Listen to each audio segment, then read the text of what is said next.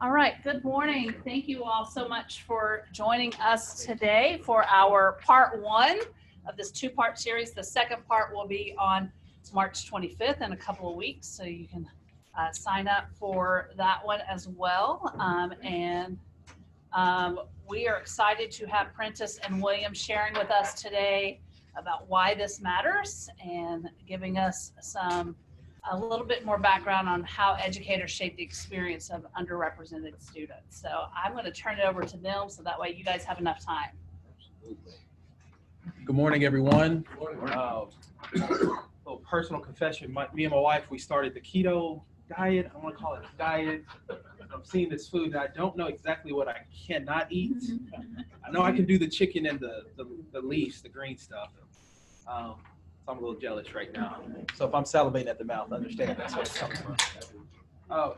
No, I want to thank Brian for extending this invitation to us to be able to come here and talk about an issue that's very near and dear to me, and I hope to you all as well by signing up being here. But what we want to do, like Hope said, is just give us kind of an introduction into why this matters. We'll dig deep into what this is. But what we can understand is we all have students coming in and out of our classrooms. And sometimes we see, I have a little bit, as a professor, I kind of do help shape their experience on campus. Because as we talk to students, the number one answer to their question of what was your experience like at Lipscomb probably might relate to, oh, this professor I had was really great, or this professor I had wasn't so great. So how can we, as professors on campus, and specifically to minority students, Black and brown students, ethnic and racial minority students, how can we, one, recognize and realize our direct role in their experience here at Lipscomb? And then number two, what can we do to make sure that is a positive experience for every student that walks into the classroom? So I'll talk for the first couple of minutes here, and then I'll pass it over to William to try to do that 1-2 punch. I also recognize y'all are professors and faculty. I am not. I'm a student affair professional. So just to establish my credibility, I talk to all the students who have positive or negative experiences with you guys. So I can kind of help us understand that, these are the students we're talking to. So in order to get this conversation started, I want to go all the way back into history, before my time, before, I guess, most of your time, or the reason why we're here, and start with the Brown versus Board of Education decision, Supreme Court ruling. How many of us know, what did that do? Just shout it out. What was that ruling? What was that? Go ahead. Separate is not equal. Sure, yes. The Supreme Court ruled that the segregation of public schools, K through 12 at least, is unconstitutional. If you're like me, I was always taught that Linda Brown was sent to Sumner County School Elementary in Topeka, Kansas, because the white school had more resources. It provided a better opportunity, a better way of life for Linda Brown than her black school. But it's quite the contrary.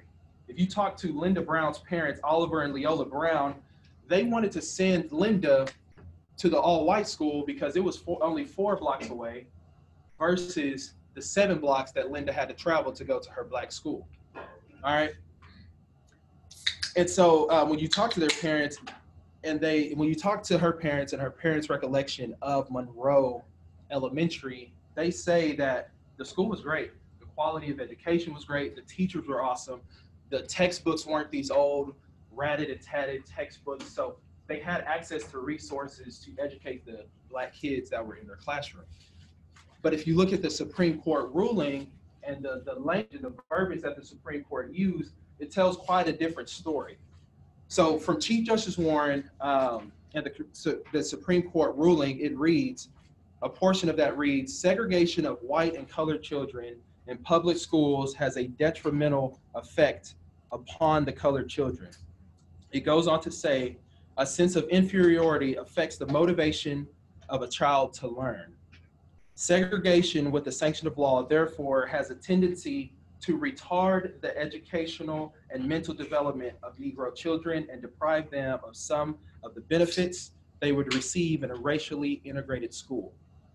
So we can see Linda Brown's parents wanted to send their child to the all-white school because of access, all right? We see the Supreme Court ruling had a very different interpretation of the reason why this black child wanted to go to white school, saying that because that black child was at a black school and not at an all-white school, it was the quality of education. So I wanted to take us through, I'll pause there and kind of transition our mind to this study that was done by Jason Grisham and Christopher Redding. They're two Vanderbilt professors. They did a study in 2016, and what they wanted to examine was, why are there more white students, K through 12, why are there more white students in gifted and talented programs than there are black students? I was in gifted and talented, it's my claim to fame, in the sixth grade. That was my one and only year. My one and done. But what I did observe, just like Christopher Redding and Grisham observed, was there was significantly a disproportionate amount of white students than black students. And so they just wanted to examine, why is that the way it is? So they wanted to examine this gifted gap. And so what they did a national search on gifted and talented programs to see why there was a disproportionate rate of black students and white students in there. And so they said, well, let's just look at the students just for who they are. Maybe the white students are just more gifted and more inclined to be in these gifted and talented programs than the black students. But then they said, okay, that's not the case. They found that's not the case. So let's equalize for test scores. Let's get one white, in this case, it was male. So let's get one white male, one black male, and see if we were to equalize test scores, if we were to get someone who is a similar age, in the same class, in the same grade. They even looked at the health of their parents, socioeconomic status, etc. So they just wanted to say, if we had two students that were exactly the same, would they still both be, what's the likelihood of them being in the gifted and talented program? Their finding was that when everything is the same, when everything is controlled, white students are still 2 times more likely to be admitted into gifted and talented programs than black students. So they said, okay, if it's not the student, if it's not their capability, if it's not their ability to comprehend the material, if it's not the student, then let's look at the teacher. So when they flipped it and they looked at the teacher and they said, teachers are the ones who are more likely to recommend that student to be a part of that gifted and talented program, right? So they said, let's look at the race of the student. For white students, it didn't matter if they had a black teacher or a white teacher. They were going to be in the gifted and talented program regardless. But for black students, if a black student had a black teacher, the probability of that student being admitted to a gifted program was similar to that white student with a white teacher. However, if the black student had a white teacher, the probability was substantially lower. In fact, a highly gifted black student with a white teacher had half the probability of being admitted to the gifted program. And so they wanted to know, why is this? All right, wanted to know, why is this? And then they made reference in their study of a group of social scientists 10 or so years ago examined 100,000 black students over the course of a 5-year period. And they said, if of those 100,000 students, if one black child had a black educator, a black teacher between the 3rd and 5th grade, it reduced their likelihood of dropping out of high school by 39%. And so they said, okay, we're starting to see this. Teachers have some level of role, have some role in the experience of these students. Teachers have the power. Teachers are the gatekeepers to education. They decide who stays, who goes. They decide who's disciplined, who's not. A child needs a teacher to be interested in them, okay? And before I pass it over to William, I wanted to transition our minds back to the Brown versus Board of Education and dig a little bit deeper there, trying to make this connection. So Duke University had this series called Behind the Veil, where they would talk to educators, talk to people about the educational impact throughout history. And they interviewed Celestine Porter, and she was a black educator from the time of the Brown versus Board of Education. And these are her words. She said, but they made one serious mistake, one being America. They made one serious mistake which I will have to hold them responsible for. They made students do the integration, okay? They should have had the teachers do it first, but they didn't do that. Every one of those white schools, at every one of those, and every one of those black schools, take that back. At every one of those white schools where they sent black children, they should have sent black students as well.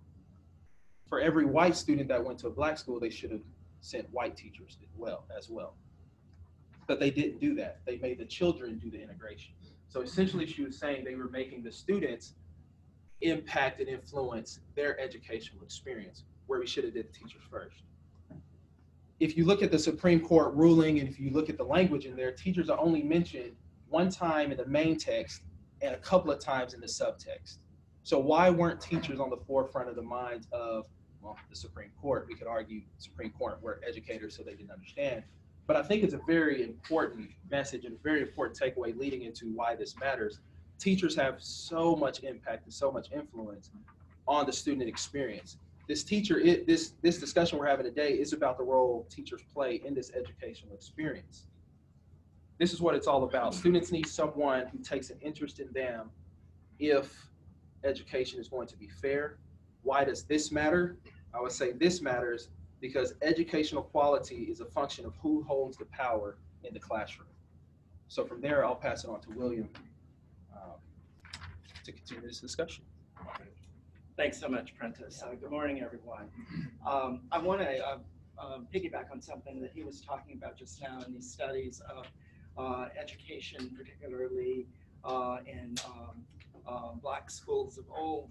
There was really excellent education there. It's just like what he was saying, that part of the reason that integration was so demanded is because it gave access to opportunities that even in that very good teaching they didn't have.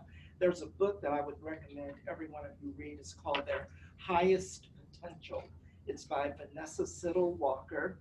Vanessa Siddle Walker is a professor at Emory University, and this book is an award-winning book. It won a Grauenmeyer Award.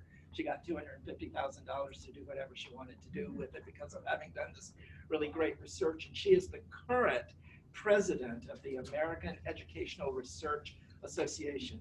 And she also went to high school with me. That's her real claim to fame. We were very good friends. And she writes about the community that I grew up in. But I highly recommend that book to give you some insight on some of the things that we're going to be talking about today. So Prentice has set this up really well. I have a lot of information to share with you today that we probably won't get through, but I wanted to provide the academic underpinning of all of this. Okay. Is that the right? Is it working there?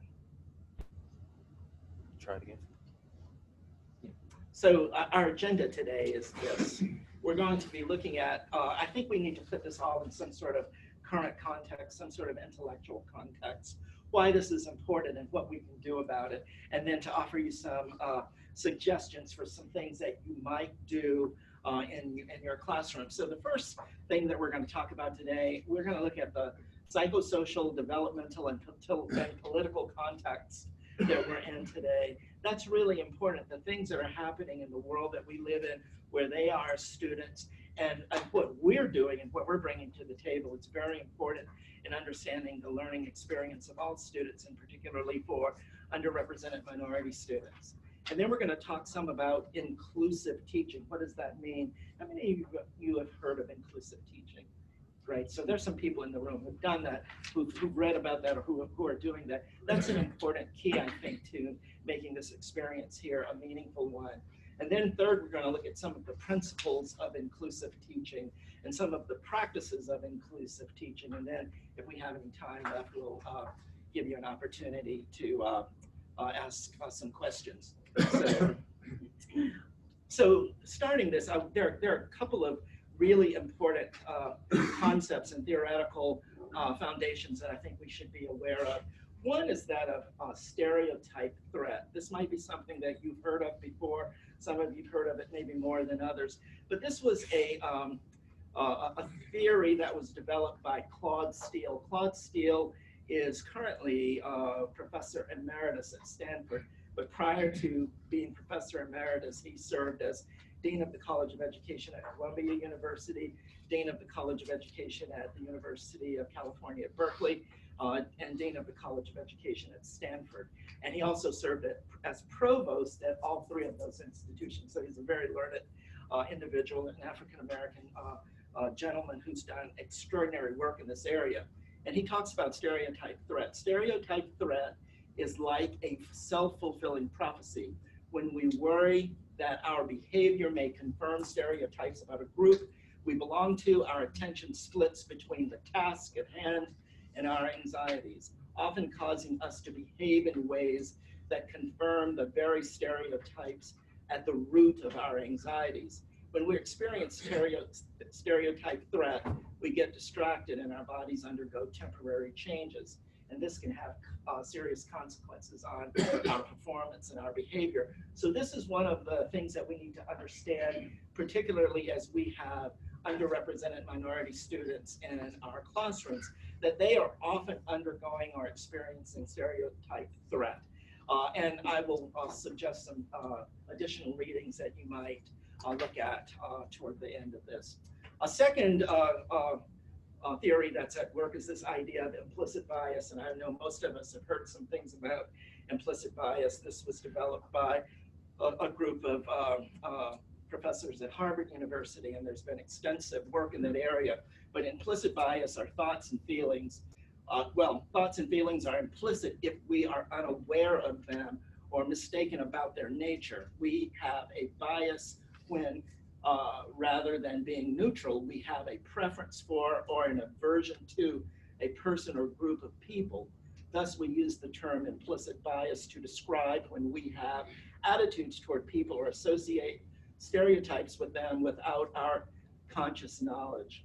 A fairly commonplace example of this is seen in studies that show that white people often associate criminality with Black people without even realizing that they're doing so.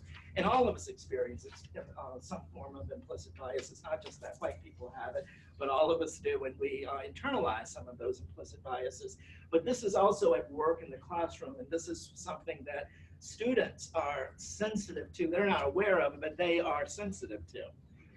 Another issue are microaggressions. I've talked a lot about microaggressions and I've written a lot about microaggressions, but microaggressions are the everyday verbal, nonverbal, and environmental slights, snubs, or insults, whether intentional or unintentional, which communicate hostile, derogatory, or negative messages to target persons based solely upon their marginalized group membership. Daryl Wing Su at Columbia University is a person who's really associated with this and has done a great deal of work in this area. And again, this is operating within classrooms. Students are experiencing this. And again, most of the people who are the perpetrators don't even know that they're doing it. It's become so ingrained in who they are, but it impacts their experience in the classroom. And then just human developmental considerations. We're dealing with young people, 18 to 25 primarily, and they're going through a lot of things. They have different levels of maturity. They have different identity developmental issues. Some people are very clear and sure about who they are and what they are, but other people are in that sort of searching phase and they really don't know. And they're way too open to hearing what powerful people have to say about who they are and what they are, and that impacts their ability to operate in the classroom. There are also racial identity development issues. People have, particularly minorities in a culture, go through a specific form of racial, identification and development, and so that's important. Family connections and concerns are real issues for many of our underrepresented minority people in a different way than it might be for some of our majority people. And we'll talk about that a little bit more as we go along. And then there's just the financial realities and concerns that we see in underrepresented minorities. Those concerns are overrepresented in our underrepresented minorities. And then we're teaching in a particular moment right now. We're having to deal with things like Charlottesville. I mean, that was just a couple of years ago. The United States presidential election, which was actually 3 years ago, but it still feels like it was yesterday. It has never stopped. There's the ongoing political divide. Things like Black Lives Matter, Blue Lives Matter. Recently, we had these yearbook reveals where the governor of Virginia was found in not his undergraduate yearbook, but in his medical school yearbook when he was a grown person, had a yearbook page with a person in blackface and another person in a Ku Klux Klan uniform. He said it wasn't him, but it was on his page. Well, first he said it was, and then he said it wasn't, and then he said it was, and then he said it wasn't. And anyway, that's what we're living with. And then just even recently, last week, we had the whole sort of Jussie Smollett situation. Jussie Smollett is an African-American gay actor on a popular television show, and he said that he was attacked in the city of Chicago and he had bleach poured on him, and he had a noose around his neck, and he said this was done by a group of a couple of white guys who were Trump supporters and yelling MAGA, whatever.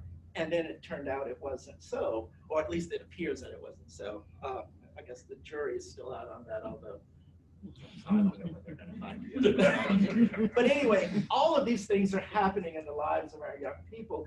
And just because they go and sit in your math class or your engineering class or your English class or your nursing class doesn't mean that they leave all of these things outside, and nor do their classmates. And so all of those things are operating in that milieu as they are trying to learn. And I think we as teachers have to be very aware of those kinds of concerns. So this leads us to this inclusive teaching situation. So a partial remedy, and I'm just saying partial, this is not the answer and the solution to all of these problems that I've put up here, but a partial remedy to this complex, at times somewhat toxic psychosocial, developmental, and political context is inclusive teaching.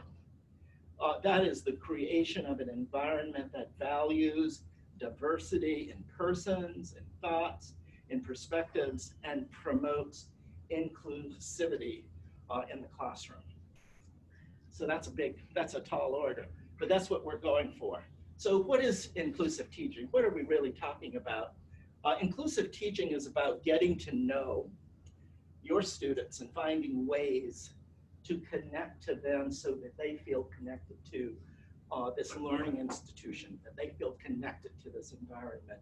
And there is a plethora of studies that demonstrate when students feel connected to the environment that they are in, the academic environment that they are in, they are more successful in that environment, they're more likely to graduate from that environment, and then they're more likely to stay connected to that environment after they leave the institution.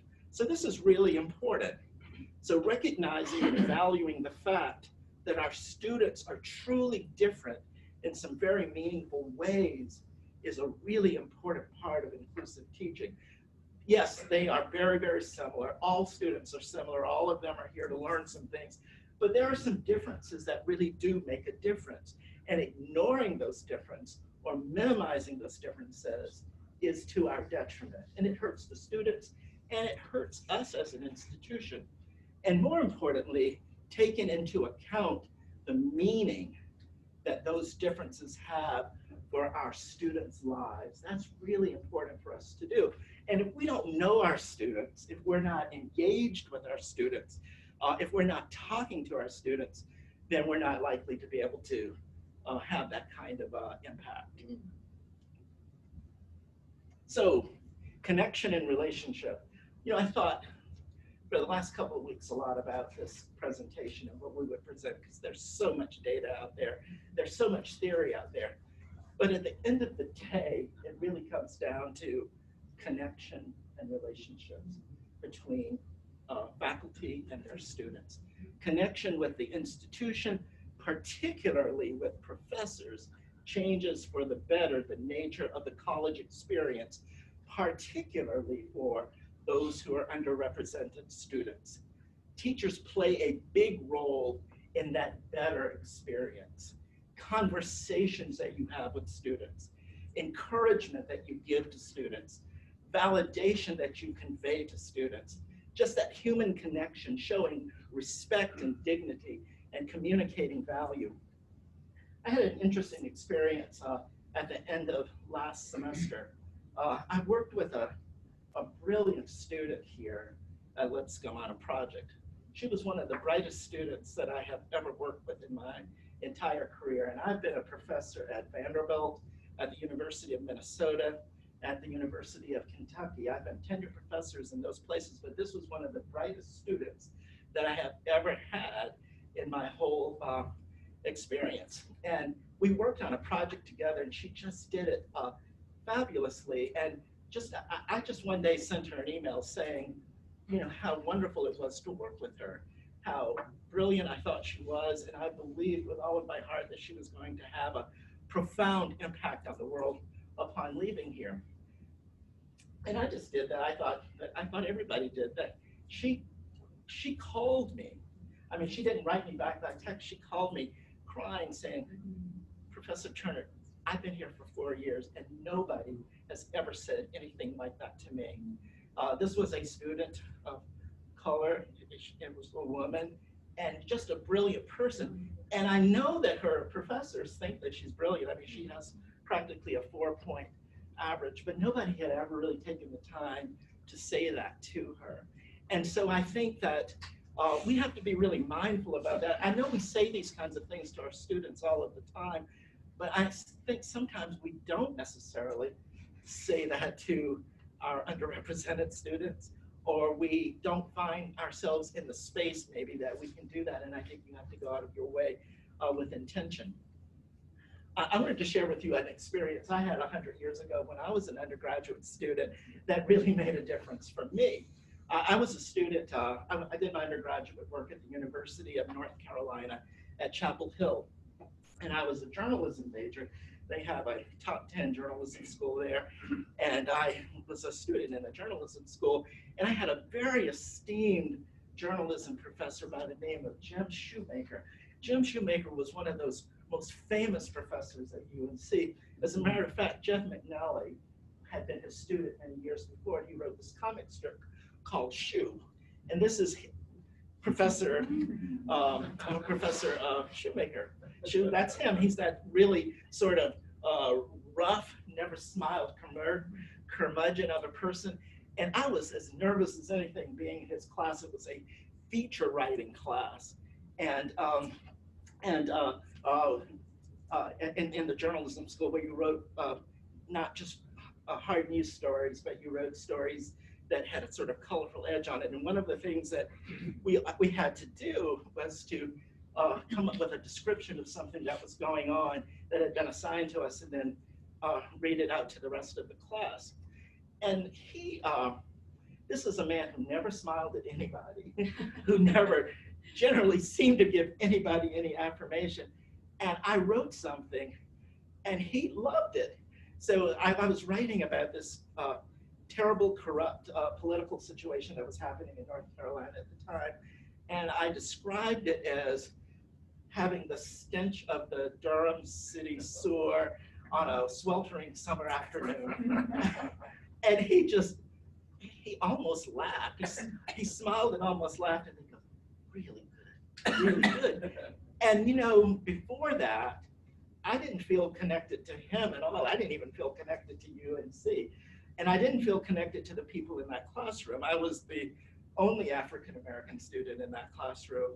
And I had been in that class for at least a month or two before this event happened. And nobody was reaching out to me, but after he made that comment to me, not only did I feel great about him, but it kind of gave me some social capital in the class. And the other students came up and said, wow, you really are good at that.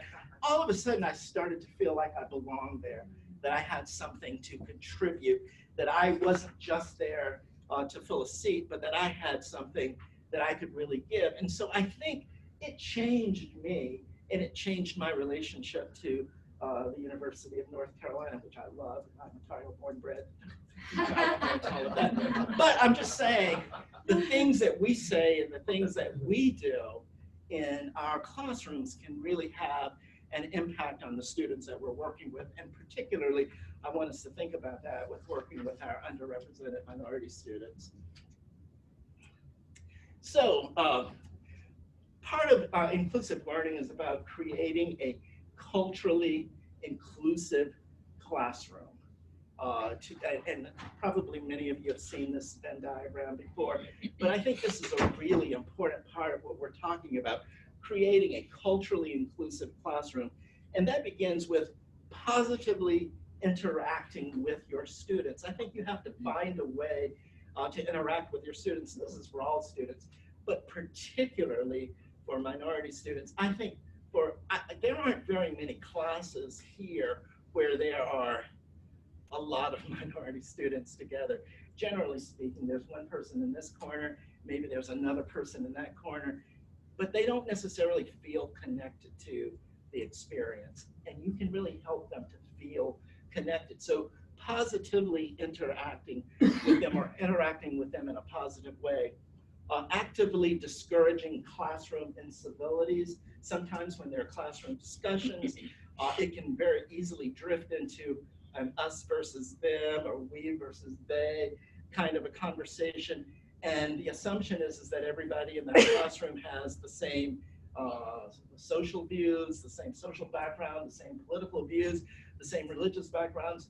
And if you happen to be outside of that, then you feel really left out of that circumstance. And so I think actively discouraging classroom incivilities when people began to say things that might be negative about a group, then bring that in and help them to think about it in a different way. Use inclusive language and appropriate modes of address. And again, avoiding the sort of we versus they kind of things.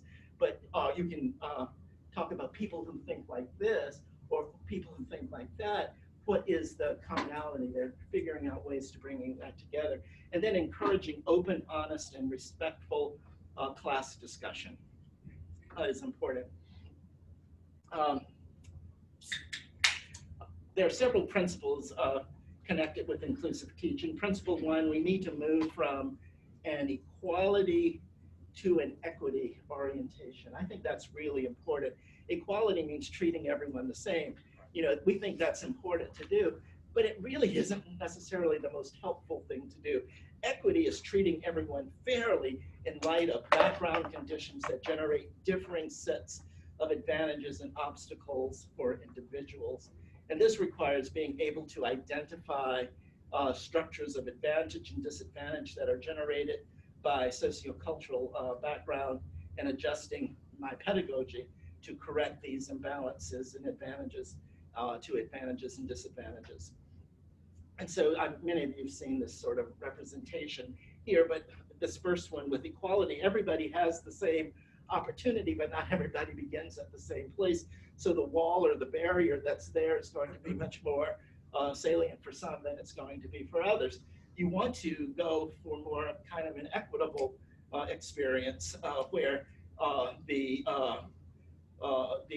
whatever the barriers are removed or are eliminated or somehow made up for. And I think that's something that as teachers that we can do, but we can't do that if we don't know our students. We can't do that if we haven't found out those things about it. The reality is that those who are advantaged coming in are probably even more advantaged when they're here, and we have to be careful not to make that sort of circumstance exist. Principle two, our intersecting social identities locates each of us in a social landscape with the consequences that we each possess, with the consequence that we each possess a different set of advantages and disadvantages. Thus, instructors need to be aware of how social identities and their associated advantages and disadvantages shape our classroom and teaching experiences. In other words, we each bring something into the classroom. We bring our own experiences. We bring our own baggage, but we also bring our own strengths into the classroom. And we need to think about how does that interact with each of our students. And so if most of our students are like us, and say they are lifers, is every term they use here at Lipscomb. They've been here all of their lives. They've gone here from kindergarten through college. They come in and you have that experience too, then there's a lot to connect on. But if somebody's coming from a place of disadvantage, if they're coming from a school system where maybe they don't have the same sort of benefits that they got here at Lipscomb, that's a real difference. And you have to notice that, and how are you perpetuating that sort of difference is a question that one has to ask themselves. And principle 3, understand how implicit bias and stereotyping inevitably shape the environment. And there are 2 books that I really want to encourage you to get if you haven't gotten them already, if you haven't read them already. One is called Blind Spot. It is by Mazarin Banerjee and Anthony Greenwald. It's Hidden Biases of Good People. This is one of the best books that I've read. I've been recommending it to everybody. I've been writing a bunch of my friends saying, I read this many years ago, but in recent months, it's become much more salient. And I think that it helps all of us to understand that we all hold biases that we don't even know that we have, and it may play out in how we interact with those people who are most important in our lives. And then the second book is Whistling Vivaldi. Extraordinary book. Again, this is by Claude Steele, the person that I mentioned earlier, who had all of those sort of brilliant accolades attached with his name, but he has done extraordinary research. The title Whistling Vivaldi comes from this gentleman who was African-American with dreads, and he knew that he would scare people, but if he began to whistle Vivaldi, the Four Seasons, then people say, oh, well, he must be different than what I thought. He's not a thug, or he's not going to. But this is a thing that people have to do to think about how to make themselves safe in a particular space. And so he's saying that he's pointing out that this is what people have to go through in order to feel safe in this world. And I think that sometimes people in our classrooms are sending us signals to say, please don't think that because my skin is brown or because I have dreadlocks that I'm not an interested student, or I'm not smart, or that I'm not able to do the things that you want me to do. And they're saying, I don't want you to treat me different. I don't want you just to pass me along, because I really want to learn when I leave here. I want to be well equipped and prepared to be the best engineer, the best nurse, the best professor, whatever it is. I want to be able to do that, but to speak with me in a way that is respectful and that promotes dignity. I think those are important things. So, like I said, I'm not going to try to get through all of this. I will make this slide available. What time do we need to stop? About 8 more minutes. Okay. Oh, well, I have a little bit there. So how does this apply to actual practice? What do we do in the classroom? First of all, in terms of your teaching practice, do you vary instructional modes, lecture, discussion, group work, so forth, and et cetera? People learn in different ways, and I think we have to be mindful of that. Do you pay attention to how power flows in the classroom? Sometimes you have some really outspoken students, or students who become the sort of favorites without you even intending to do that, or they communicate that message. That can make someone who is outside of the loop feel really ostracized. Do you consciously seek to disrupt the reproduction of what counts as normal or different in the classroom? Do you teach only from the dominant perspective? Are the books that you assign, or the articles that you assign, or the reading that you assign only written by old white men? I mean, they wrote some good stuff. Don't get me wrong, but they're not the only voice. And I think broadening that voice and looking at some different voices. Do you avoid tokenism that marginalizes social identities that are outside of the dominant identities? And do you challenge stereotypes in both curricular content and in your teaching practice? And there are a number of other things here that, again, I will leave with this because I want to have some time for you to ask questions. But there's one last thing that I really do want to point out. Here are some additional concerns that we have for our students of color. One is just about the institutional climate and the social environment, which can take on particularly important meanings in a small liberal arts Christian college. Many of our underrepresented students, particularly when they are low income and first generation students at Lipscomb, are environmentally at risk by being here on this campus. And they often feel like foreigners in an unfamiliar culture. And so I think that we have to be mindful of that. I've talked to some of the students, Prentice has talked to them way more than I have, but they come to me and they tell me how they don't feel like they really belong here, or that the institution is really meeting their needs. All the while the institution thinks that, oh, we're just doing a great job with that. But you're focusing, as an institution, we're often focusing on those majority students, those students who are traditional students and not necessarily those who might be outside of the mainstream. A second thing that's important is that family-related issues tend to be to greatly affect underrepresented minorities, perhaps in ways that they don't for majorities. There are most of our majority students, not all of them, I know not all of them, but many of them are sent here by their parents. Their parents are paying for everything when they need to go on a mission trip. Parents are paying for that when they need to go to study abroad. Their parents are paying for that when they need extra money to do certain things. Their parents are paying for that. For many of our underrepresented minority students, they are still breadwinners in their own families, or they're having to contribute to their family's well-being, or they know that their families don't have the capacity to help them to do all of the things that we say, why aren't they doing this? And sometimes we just have to be aware of that. We have to know that and realize that. And that comes from conversations, I think, that we have with our students. So be aware of family issues. And then just individual self-confidence issues emerge, sometimes unexpectedly, when students are immersed in this unfamiliar living and learning environment. Many of them were really smart students in high school. They were the straight A students, they were the honor students, and then they get here and they're thrown into this situation where a lot of students are honor students, and a lot of students are smarter than they are, or that's what they think, and they don't feel good about themselves all of a sudden, and there's nobody there to help them to see, well, you have your own strengths, you bring some really fine qualities to this institution that we don't necessarily always recognize. So understand that. And then finally, the financial issues are real. They're palpable in many of these students. We've talked a lot about having minority scholarships and fellowships. They're just not saying that because they want that. I think they really need that. So I'll stop there and open it up for any questions from you, Apprentice, that you have. Yes.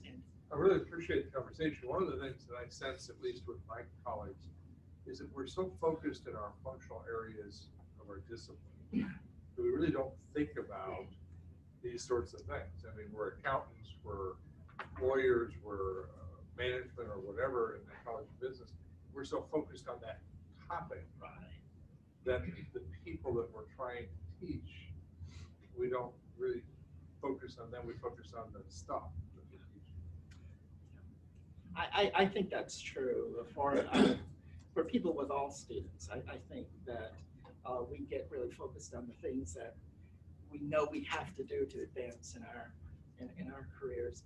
I think one of the advantages, though, and we say this of coming to a Christian school, is that the faculty are going to love you here. They're going to care about you here. I mean, I've heard that a lot in the 3 years that I've been here. I didn't ever hear that at Vanderbilt, but I hear that here a lot. And I think that it's important for us to live up to that promise that we make to our students, and to particularly be aware of those who are on the margins, who are on the outside. They don't necessarily get that serendipitously in the way that some of our other students do.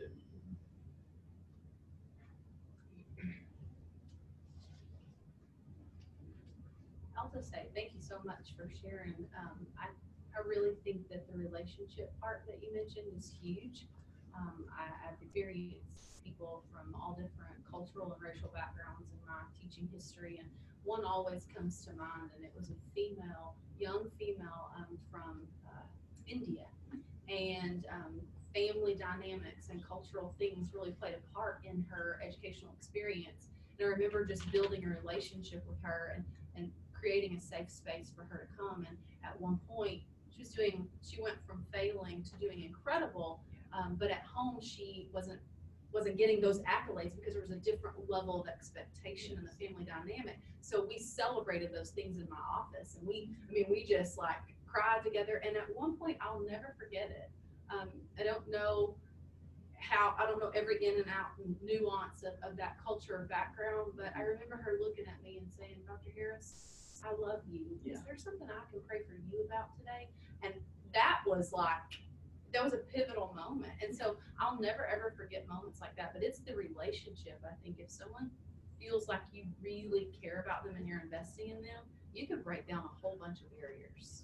Absolutely, absolutely. That reminds me, my wife, before we moved here, we were in Minnesota, and she was at Carleton College. I know some of you may know Carleton, but Carleton is a very sort of elite liberal arts college. It's about the size of Lipscomb, but it's very rich. It has like $1.5 billion endowment, and they bring students in from all around the country, and they bring in students who are academically prepared. I mean, nobody gets into Carleton unless they have a certain SAT, but just because you're academically prepared doesn't mean that you're socially ready and able to thrive in an environment like that. And Carleton is in a small town in Minnesota called Northfield, where the billboard says cows, colleges, and contentment.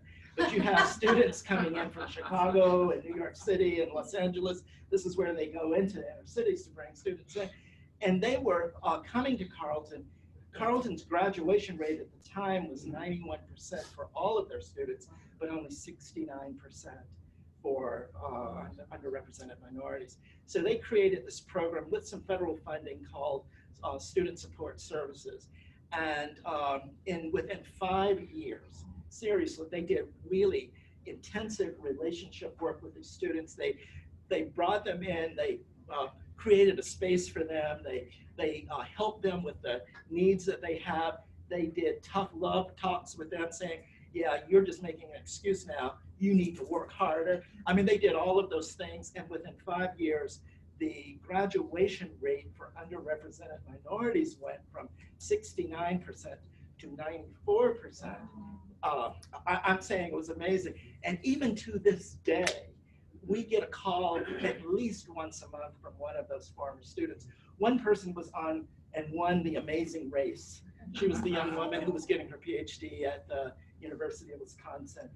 We had another student who won the American Book Award. She was a Hmong student who wrote her first novel and dedicated it to my wife. And, I mean, I'm just saying, those kinds of relationships can make a difference. And they worked with all sorts of people who are doing great. There was another young man who came to Vanderbilt when we came to Vanderbilt to get his PhD because he wanted to be close to where she was to help him through that program, even though she was not an English professor. And she did. He still credits her as having much more of an impact on his Vanderbilt career than his professors in the English department. I'm sure they don't like hearing that. But I'm just saying that you can do that with intentionality. Teachers can make a difference. Programs can make a difference. Universities can make a difference. But we have to be mindful and intentional about doing these things. Yes. I mean,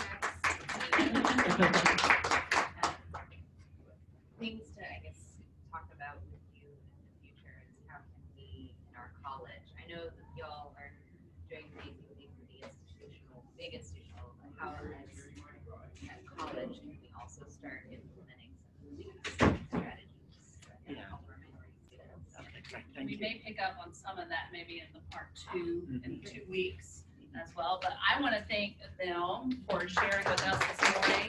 I'm looking forward to part 2 coming up in a couple of weeks. And just a little plug that tomorrow afternoon, we do have a session on metacognition in the classroom if you'd like to join us at 1:20 tomorrow as well. So thank you all so much for coming. Might be a good time to look like teaching library since this is kind of what we're talking about. Yeah. So we also have some books in here that the Light program has sponsored around some of these topics. And so we are going to have the books here in the CTL if you guys want to borrow them. So, yeah. And I'll have that out next time we can show. Materials.